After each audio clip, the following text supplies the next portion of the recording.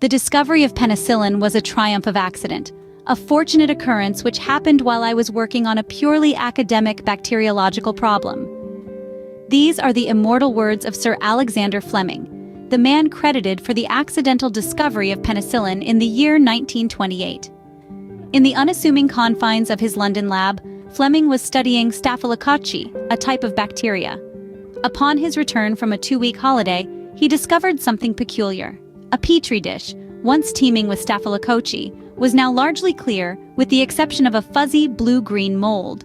The mold, a strain of Penicillium notatum, had created a bacteria-free circle around itself. This was a eureka moment, a turning point not just in Fleming's career, but in the annals of medical history. Fleming realized that this mold was secreting a substance that was lethal to the bacteria. It was the dawn of a medicinal game-changer, an antibacteria that would change the path of millions for years on end. Now you might be wondering, how did a forgotten petri dish lead to such a monumental discovery? Well, it was a combination of Fleming's keen observational skills, his scientific experience, and a generous dollop of good fortune. This discovery was a revolution in disguise. It was the dawn of a new era that brought hope to millions and changed the course of medicine forever. From treating minor infections to saving lives on the battlefield, penicillin was soon hailed as a miracle drug. But it wasn't all smooth sailing. Extracting and purifying penicillin was no small task.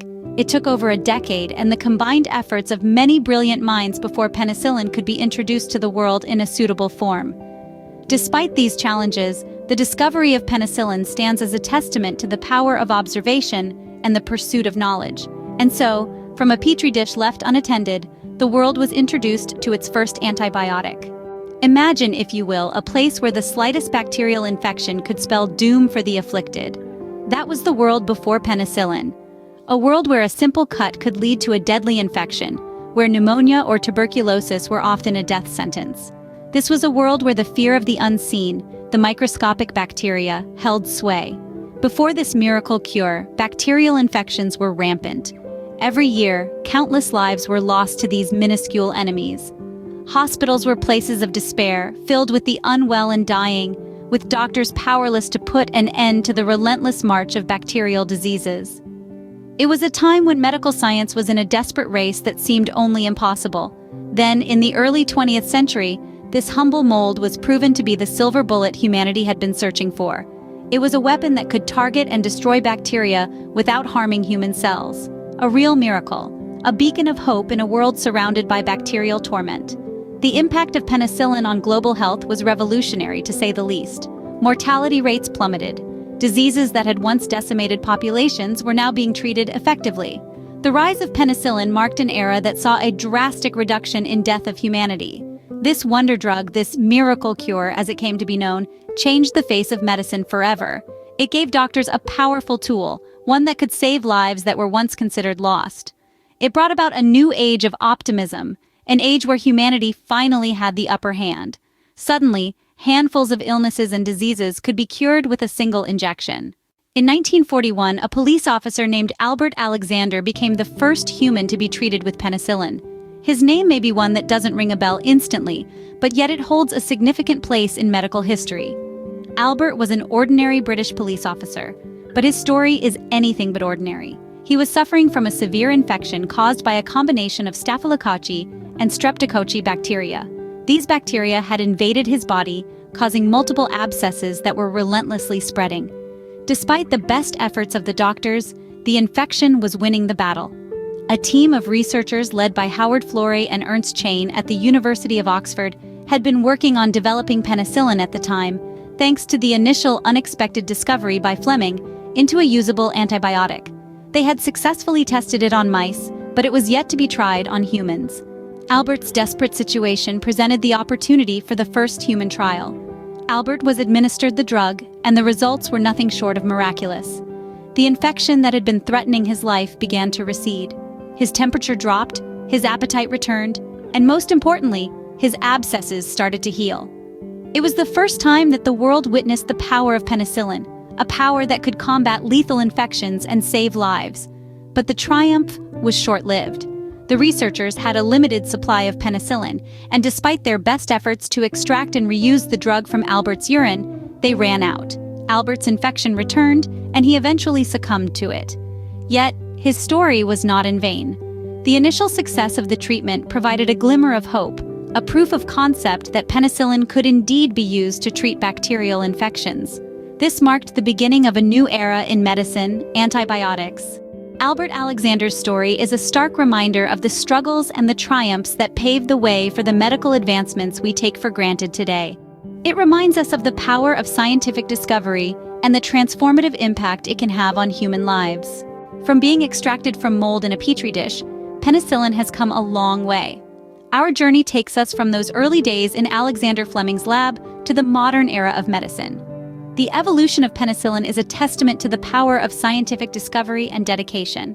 In the beginning, penicillin was an all-purpose antibiotic, a promised cure for a wide range of bacterial infections. But as time went on, and as bacteria evolved, so too did the miracle drug. Scientists began to develop different types of penicillin to fight specific kinds of infections. First, there was penicillin G, the original. This form is still used today to treat conditions like syphilis and certain types of pneumonia. Then came penicillin 5, which is orally administered and used for mild to moderate infections, including those in the throat, skin, and ears. But the evolution didn't stop there. Enter the aminopenicillins like amoxicillin and ampicillin.